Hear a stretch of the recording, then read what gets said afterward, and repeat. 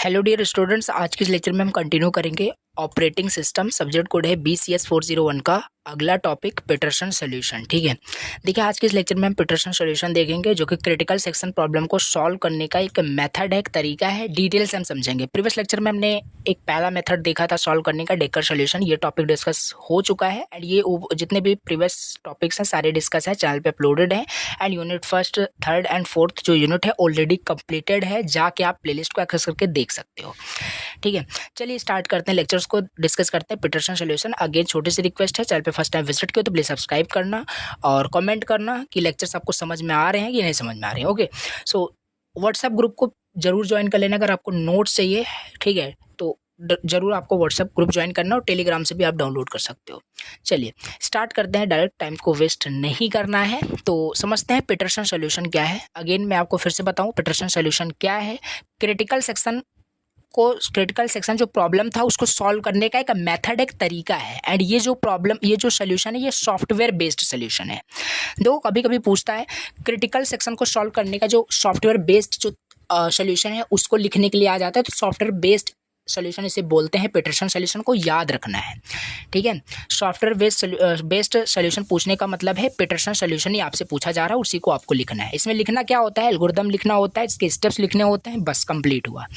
And ये वाला आपको बहुत अच्छे से समझ में आएगा अगर आपने डेकर सॉल्यूशन देखा, और इसको मैं उतना डीपली भी आपको नहीं बताऊंगा क्योंकि ऑलरेडी आपको बहुत अच्छे से मैंने बता रखा है डेकर सॉल्यूशन। फिर भी मैं आपको समझाने की पूरी कोशिश करूंगा एंड समझ में भी आएगा। देखो इसमें दो प्रोसेस है और क्रिटिकल सेक्शन प्रॉब्लम क्या है ये पहले समझ में आना चाहिए कि ये प्रॉब्लम क्या है, तभी तो उसका सॉल्यूशन समझोगे कि क्या सॉल्व हो रहा है। ठीक है, तो वो समझ लेना क्रिटिकल सेक्शन प्रॉब्लम क्या है, बताया था आपको। उसके बाद यहाँ पे आप देखते हैं, देखिए इसमें दो प्रोसेस है, PI एंड PJ। अगेन जैसे डेकर सॉल्यूशन में था इनिशियली, यहाँ पे भी क्या है, दोनों फॉल्स हैं।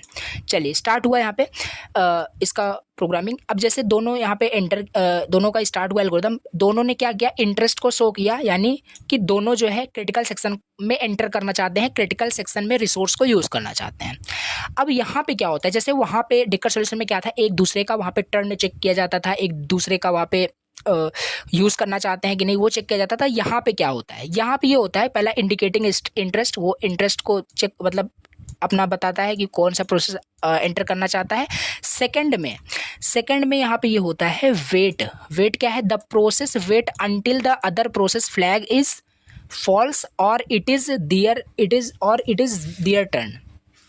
देखो इसको यहाँ समझते हैं। देखो यहाँ पे सिंपल ये है, जैसे दोनों ने इंटरेस्ट दिखाया कि वो यूज़ करना चाहते हैं, PI ने यानी फ्लैग I ने भी, फ्लैग J ने भी। एंड फ्लैग क्या है ये सब आपको फिर से बताया था, चलो फिर से बताते हैं। फ्लैग एक वेरिएबल है जो कि इंडिकेट करता है कि कौन सा प्रोसेस क्रिटिकल सेक्शन में एंटर करना चाहता है, और टर्न की हेल्प से हम टर्न चेक करते हैं किसी भी प्रोसेस का कि वो एंटर करेगा या नहीं, क्या वाकई में उसका टर्न है एंटर करने का कि नहीं। देखो अगेन थोड़ा सा भी कंफ्यूजन हो रहा हो तो डेकर सॉल्यूशन प्लीज देख लेना। ओके, तो ये दोनों अपना इंटरेस्ट दिखाए कि हाँ यूज़ करना चाहता हूँ, ट्रू है। तो अब यहाँ पे सेकंड में ये चेक किया जाएगा टर्न इक्वल J। यहाँ पे टर्न देखा गया कि क्या टर्न J का तो नहीं है। अगर टर्न J का होता है, जैसे सिंपल सी बात है J ने भी ट्रू कर रखा है तो टर्न J का यहाँ पे हो गया। ठीक है, तो इसके साथ चेक किया जाएगा फ्लैग J, यानी फ्लैग J यहाँ पे ट्रू है एंड टर्न इक्वल J। अगर यहाँ पे फ्लैग J ट्रू हुआ यानी अदर प्रोसेस भी ट्रू हुआ, वो भी इंटर करना चाहता है और साथ ही साथ उसका टर्न भी हुआ, तो क्या होगा, एंटर कर जाएगा क्रिटिकल सेक्शन में। फ्लैग I अपने आप को फॉल्स कर लेगा और देन वो एग्जिट करेगा। कहने का क्या मतलब निकला यहाँ पे, देखो दोनों ने इंटरेस्ट दिखाया कि वो यूज़ करना चाहते हैं, क्या क्रिटिकल सेक्शन में जाना चाहते हैं, शेयर्ड रिसोर्स को यूज़ करना चाहते हैं।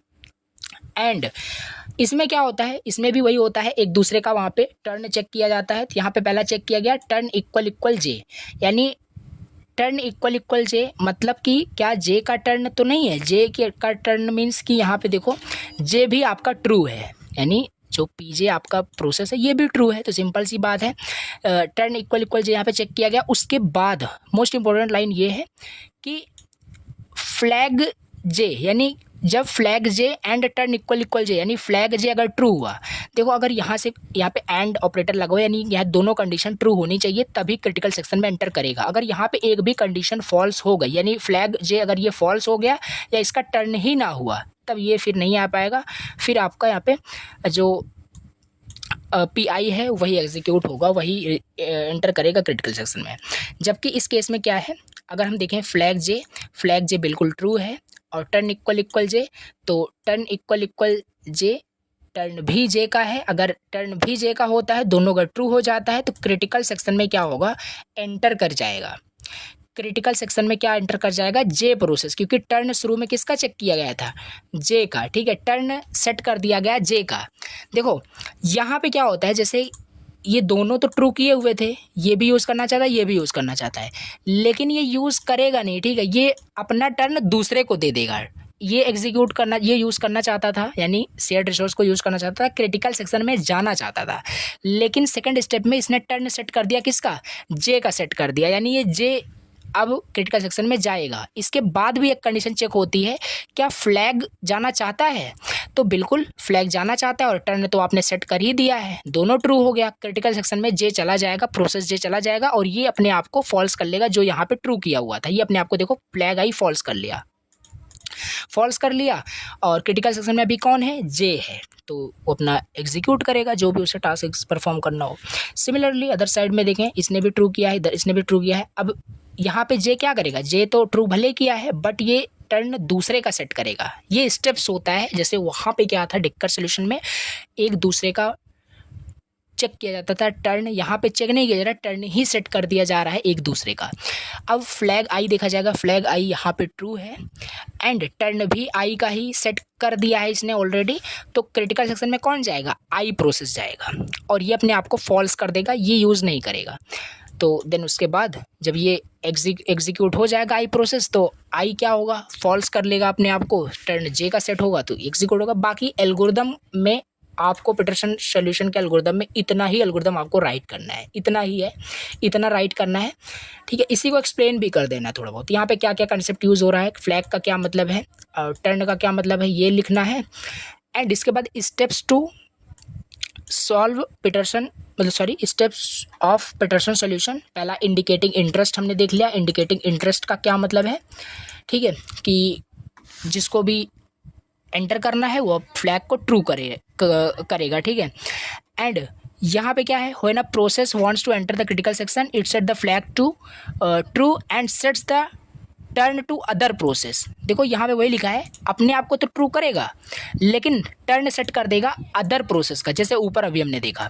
उसके बाद सेकंड में wait, the process wait until the other process flag is false, तब तक प्रोसेस वेट करेगा जब तक अदर प्रोसेस का जो फ्लैग है वो फॉल्स नहीं हो जाता है तब तक वो वेट करेगा। और इट इज़ दियर टर्न, क्योंकि उसका टर्न है, क्योंकि आपने ही सेट किया है टर्न उसका ऊपर, तो ये स्टेप्स है, इसमें ऐसे ही होता है पीटरसन सॉल्यूशन में। सो इंटर क्रिटिकल सेक्शन, फिर वो once it is safe the process enter the critical section, वो सेफली क्या करेगा, एंटर कर जाएगा, यूज़ करेगा, एग्जिट करेगा, देन इसके बाद वो रिपीट होगा। ठीक है, तो ये चीज़ देखो मैंने काफ़ी फास्टली आपको बताया, बिकॉज डिक्कर सॉल्यूशन मैंने काफ़ी डीपली में बताया था। सेम है, थोड़ा सा यहाँ पे चेंजेस हो रहा है, कहाँ पे चेंज हो रहा है ये बता दूँ। एज इट इज़ कोड था, जाके देखना, बट यहाँ पे क्या है, वो अपने आप को तो ट्रू किया लेकिन वहाँ पे वो टर्न, यहाँ पे जो हो रहा है, यहाँ पे वो टर्न सेट कर दे रहा है दूसरे प्रोसेस का, यहाँ पे देखो टर्न सेट कर दे रहा है दूसरे प्रोसेस का, जबकि वहाँ पे नहीं था।